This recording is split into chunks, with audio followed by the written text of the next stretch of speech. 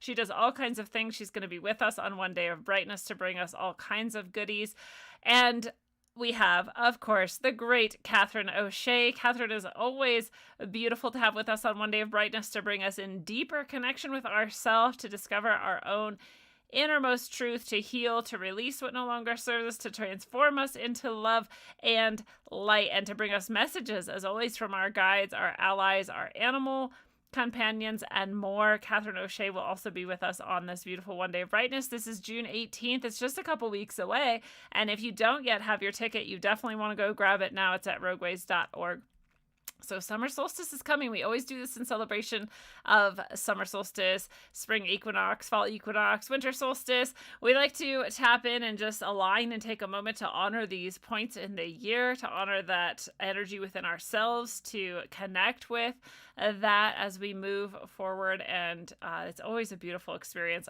Everybody who's ever gone to One Day of Brightness is so happy that they did. That's why so many people are repeat offenders. They come every time because there's always something new to get out of it. And I'm just so grateful. We create such a beautiful field together, and we get so much accomplished on the soul level. It's really, really cool. So if you've been, you know, and I'm sure you're coming back. And if you haven't been, it's time for you to come to One Day of Brightness. Grab your tickets now. We also started our meditations today for June. Every Sunday and Thursday at 5 p.m. Mountain, we do a meditation. It's usually about 20 minutes, 25 minutes or so. And I just am often guided to bring certain either foundational skills of meditation to us that we practice to go more deep, or often guided meditations that bring us really specific healings and connections, which is nice.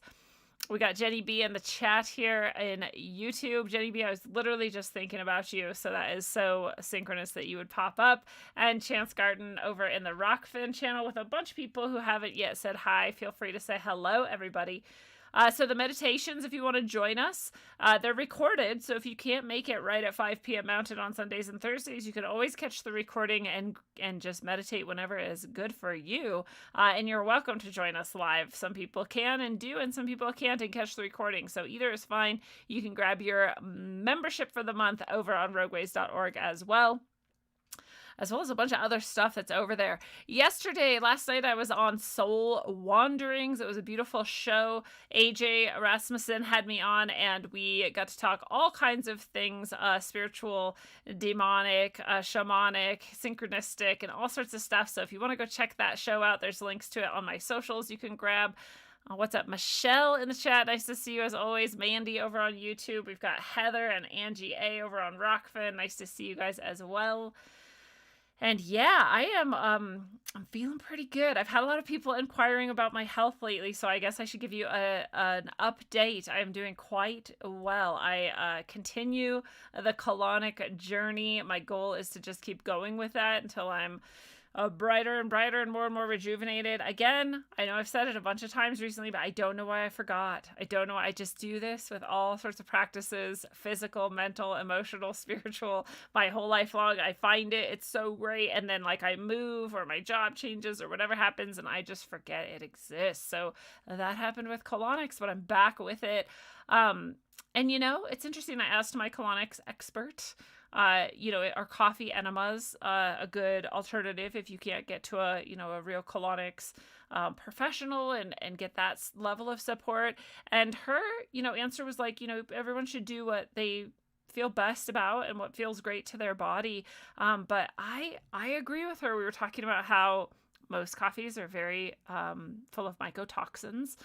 They're not very high quality already. So if you're buying like the primo shade grown non-GMO organic bird friendly bulletproof coffee or something else of that caliber, then perhaps that would be great. But even then, it's a lot of stress you're adding into your system. The coffee can be really agitating specifically for your colon and your intestines. So that's just something to keep in mind. A lot of colonics experts use the gravity method. This colonics expert does herself with me and the other people she works with. And that's a little bit more gentle. It's just water, which is very gentle. It helps your intestines build their own resilience and muscles, if you want to look at it that way. And it's just it's a nice way to clean yourself out there.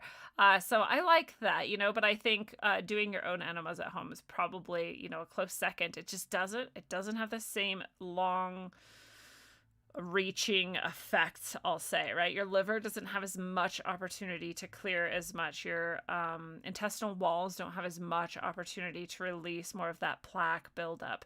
So that's the answer I'm going with. If you can find a colonics expert that you trust, I would do that over the enemas any day. But if you are doing them, obviously that is a great choice too. I was just talking with one of the people who I work with regularly, and we were talking about, how, and my colonics expert also has mentioned this, how if you're doing any kind of cleanse, whether it's like a level of fasting or you're just doing really specific diet or shorter windows or whatever it is that you're supporting your body to release old toxins, you are dumping a lot of toxins. And if you're not doing something to help your intestinal wall also achieve a higher level of health and release the plaque and the blockage that most likely exists in there, you're not as able to release those toxins that you're working so hard to release and get rid of. So it is really important to think about that. In the master cleanse, if you've done that, and I have you do a saltwater flush or often use senna tea, and those things are helping, not the deepest level. Again, you could be dumping so many toxins that really aren't having a chance to fully leave your system because you're not getting that full deep cleanse. So if you're going to cleanse, especially, it's important to think about these things. Who do we got over here? We got Heather in the chat. Oh, I already said hello, I think, to Heather. What's up? Kabir is also over on Rockfin now. Nice to see you all over there. We've got some beautiful people. Michelle again is saying hello. Yeah, has to be a specific coffee for sure, she's saying. I agree. So just to be thoughtful about that, I think is good. Again, any cleansing is better than no cleansing. Any liver support is better than no liver support. Any colon support is better than no colon support. And probably the ideal is to cleanse a very clean diet and, maybe some fasting and some shorter windows in there, as well as colonics would be really good. So that's been helping me a lot lately recover from my most latest flare up that was so intense and painful a couple weeks back. The other thing that I have found is my acupuncturist. You may have heard me talking about it with Cheney the other night, the last episode on Tuesday. If you didn't check it out, it's always so awesome to talk to Cheney. She's such a genius and a wizard. And so she and I were talking, and I mentioned I had just actually rushed in late. We started a little late because I had gone to my new acupuncturist for the first time, and I may have mentioned, and maybe you heard, this person is so good. I've been to some acupuncturists throughout my life, and I'm always lucky to find really good ones. Very lucky.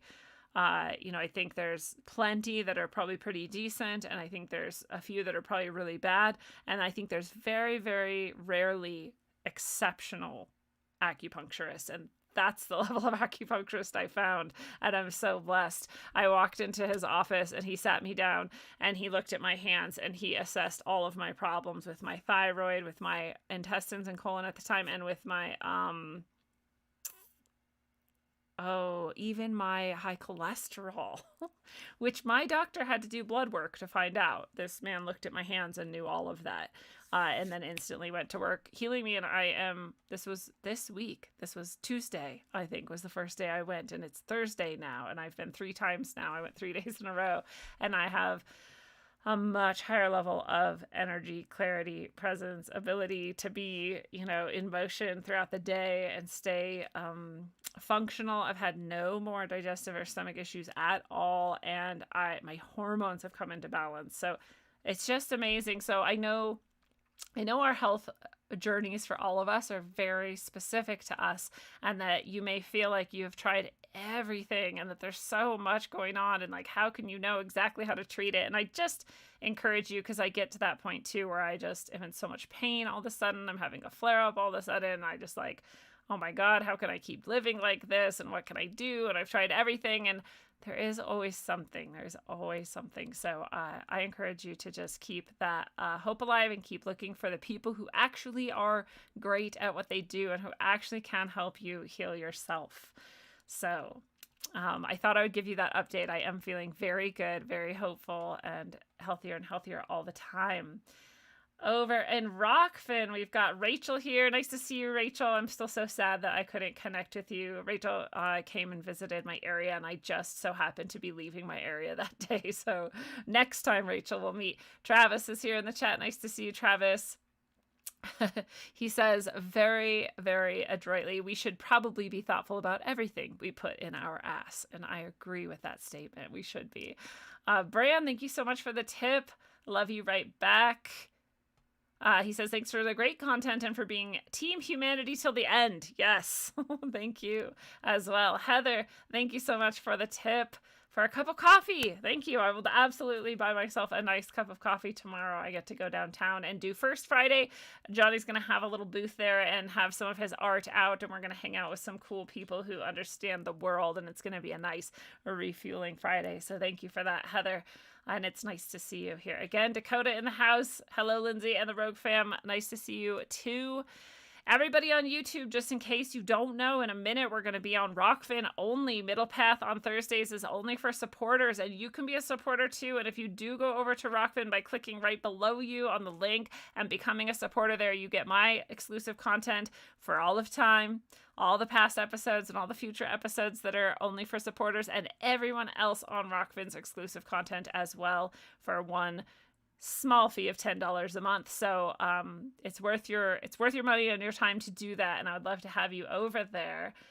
And also, you can get this exclusive content on Apple Podcasts now. So if you have any Apple devices and you use Apple Podcasts, then you can subscribe to Rogue Ways, and you can get the audio of all of these shows that are supporter only, and you can get that there, including all the archives. So that is also available. I believe the link for that is also down below wherever you are watching or listening. So I think that's all I wanted to. Oh, there are a few more things I want to touch on with everybody before we go to supporter only time. And first, of course, I always like to remind you of the site, rogueways.org. You can grab my books straight from me here. You can get all the ways to join up the Rogue Ways community, where you can watch, where you can listen, the communities we have on Telegram, and locals, and all the other stuff that is connected with Rogue Ways. You can read the powerful testimonials of people whose lives have shifted dramatically, changed, healed, all kinds of beautiful things happening with people. And this is both from the healing ceremonies and the guidance sessions and the sound healing and all of the things I do. They're all there, the testimonials for that. If you want to just go ahead and book a session with me, whether it's a talk session, a spiritual guidance session, a healing ceremony, or more, that's all under spiritual support here. And you can, of course, go to the Orgone Books and More tab, and there you can get the Orgone, you can get the books that I channel and write. For you, I'll sign them and send them to you. You can join those meditations I mentioned. The monthly meditations are soul-guided meditations here. You can buy your ticket to One Day of Brightness. Again, you want to grab that before it is gone. We have the Blessed Light medicine bags. You can get those. I will send medicine for you to add based on guidance from your guides and allies and what they would like you to have. That's always beautiful. And the Orgone Lotus votives, there's just so much here. So if you're interested in supporting the show or just empowering yourself and uplifting yourself, come check all of that out. And before we get into our 7 Hermetic Principle review and start getting back into the Kybalion where we left off, I wanted to tell you this story that someone shared with me today or yesterday, I can't remember when, and this is from Donna. So Donna, if you're out there, thank you for sharing this story, and I wanted to get your guys' input on this. So if you can share any of your own experiences that might relate. We're going to be talking about horses for a minute, but be thinking about all animals when we're talking about this. And Logan, what's up? It's nice to see you over in the Rockfin chat as well. So Donna wrote to me and she said, I'm going to tell you about this experience I have working with these horses. And I'm going to do my best to recount Donna's experiences because there was a lot of them. But basically it sounded like Donna's on this, I think it was like 19 or so horses on this little ranch. They all have kind of different owners and different people interacting with them. And Donna specifically has not chosen to modify her genetic code via experimental injections. So she's still a free, unmodified human.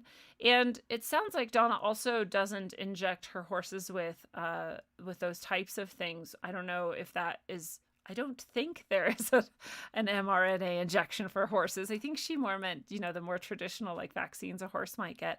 It sounded like her horses are pretty free and clear of those types of things too. So she's got this whole, healthy thing going on with her and her horses. The other horses on this ranch are more at least more injected of whatever variety of things, and their owners have all decided to become GMO humans. So she started to notice that of all these horses, and horses, if you don't know, they live a long time. I don't remember for sure, but I think it's like 40 years or something. I mean, I think horses can live like a really long time. So to have all of these horses, and they're all like not anywhere near where they should be dying, suddenly start dying, it's a little bit alarming. So she saw, it sounded like 2 or 3 horses that just suddenly had heart attacks and died. And this is all recently within the past handful of months. And then she said there's also these horses, and this is all in the community of horses that are vaxxed and have vaxxed owners. And so they started dying suddenly of heart attacks specifically, which will ring a bell if you're paying attention to what's happening to the vaxxed humans. So then she starts noticing that they're also getting these digestive issues. Their intestines are twisting, and this can happen to a horse from time to time, she said, but the frequency with which it's suddenly happening, which can also suddenly kill them, is on the increase. So that's also disturbing. And she notes her horses are still fine. They don't have these problems. They're not suffering in any way. Then she starts noticing that all of these other horses on the farm are seemingly agitated, anxious, and depressed. She's seeing how they normally want human attention. They want human interaction. They run up to people. They're excited. And that's how they've been for however many years or however long she's been there, right? She's seen this over and over again. And those same horses are suddenly kind of standing off. They don't want to go near the humans. They don't want human attention. But none of them are doing that to her. They're just doing it to the vaccinated individuals. So it's an interesting thing to know. And, Donna pointed out, and I agree with her, that horses especially are very intelligent. If we were going to sort of like rate animals, they'd be a little higher on the consciousness, scale, right? Like dogs and other things. So I wonder if you guys have been seeing any animals who seem similar, right? Like they're getting vaccinated, could be even the sort of quote unquote normal vaccines, but things are suddenly going very wrong with their health. Or also if they seem to be acting differently, especially towards the genetically modified humans in their lives. So that's a really interesting thing to wonder about. No, I don't have a lot of animals around me by which to judge. I see my chickens. They're very much not vaccinated. And they're exactly as they ever have been, just happy little spoiled princesses. And that's it. So I'm not sure. So I'd love to hear your thoughts on that. And if you have any experiences with animals, especially not wanting to interact with genetically modified humans. The other thing it made me think of, and I'm going to say this with as much love as possible in my heart. And I'm going to say what's up to Joshua over on YouTube. I'm so glad you found me as well. I'm glad you're here. And hop over to Rockfin if you want to see the whole episode today, because we're about to go to Rockfin only for supporters only, and you can come become a supporter if you like. So I also, I know a person who decided pretty late, and not that long ago, let's say 5 or 6 months ago, to take the genetic modification experiment. And they did so knowing everything that you and I know about the risks involved with that. And so we were talking about it was hard for them, right? It was really hard for them. And they were dealing with the repercussions of this emotionally and physically. It was harming them. Specifically agitating old injuries and weaknesses, as we've heard over and over again that this specific injection does. And that's why there's so many different things happening, right? It doesn't just cause heart attacks. It doesn't just cause clots. It causes an exacerbation of your existing issues and weaknesses. So that's what this person was experiencing. A lot of pain, a lot of hardship around that. And they asked me if I could think of anything to do to sort of help and support or maybe help them heal. And I always ask, never ever go into any kind of healing or a deeper connection with anybody's issues without asking, my own guides and allies and soul if that's the best choice, because it isn't always.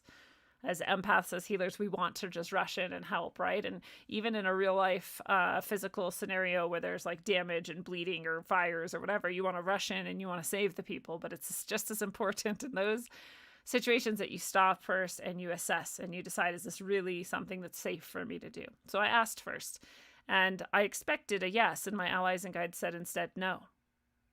And that surprised me. And I thought, what then? So is this person just completely on their own or what? And my allies and guides said, we want you to prepare to heal as though you're going to heal. We want you to reach out as though you're going to start doing some energy healing with my hands, right? And we'll guide you. So I was like, well, that's weird. You said no, but you also told me to start. So I'm like, okay, I'm in trust. So I start doing it, and I reach out to the site of the injection.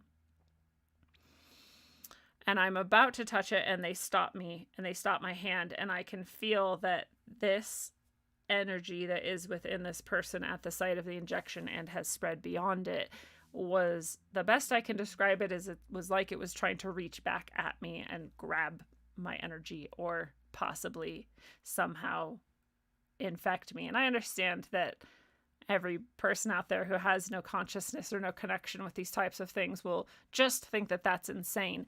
But that's what I felt and experienced, and it was shocking to me. It was not what I expected. That means to me that this substance that's injected has a consciousness of its own. It has a directive. It knows exactly what it's trying to do. And part of what it's trying to do is to reach out and infect or affect other beings, not just the host that is carrying it. However you want to take that, you can take that. That is my experience.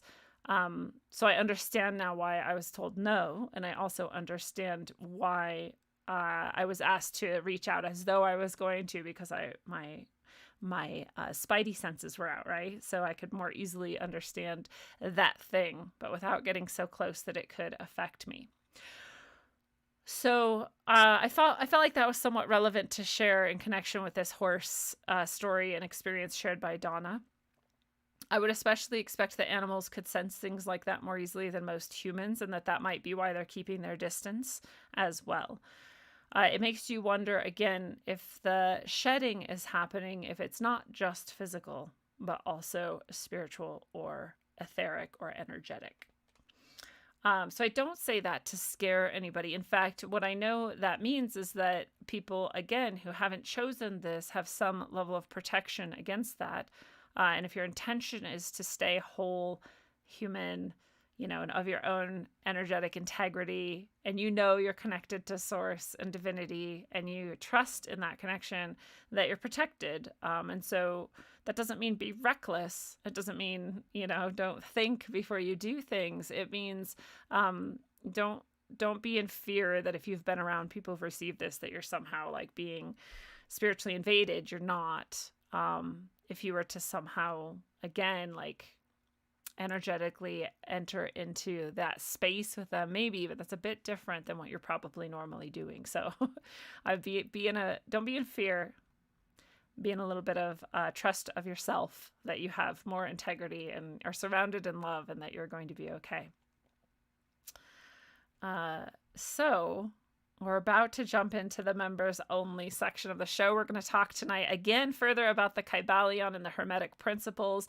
We're going to talk tonight specifically about the divine paradox. And the divine paradox is both that nothing is real and nothing matters, and everything is real and everything matters. That's the divine paradox we will be talking about tonight, and more straight out of the Kybalion. We're doing a little Hermetic series of shows here. We started at the beginning. We're about halfway through, and we should just have one or two more of these types of episodes before we're done with the Kybalion, and we have the Hermetics under our belt. So we're going to get into Morla before we jump into that, and that'll be on the other side. So if you're not yet a supporter, come be a supporter on Rockfin or on Apple Podcasts to get the audio if you'd rather do that. And otherwise, we will see you Sunday and Tuesdays for the free shows. Much love to you all there on YouTube. Hop right over if you like onto Rockfin. It is free and easy to become just a Rockfin watcher, but Thursdays are for supporters only, and you do want to be a supporter for that. So see you next time. Marker 113, Tinfoil Tiara, Michelle, Joshua, and anyone else over there on YouTube still, and anyone else watching anywhere else. Bye bye.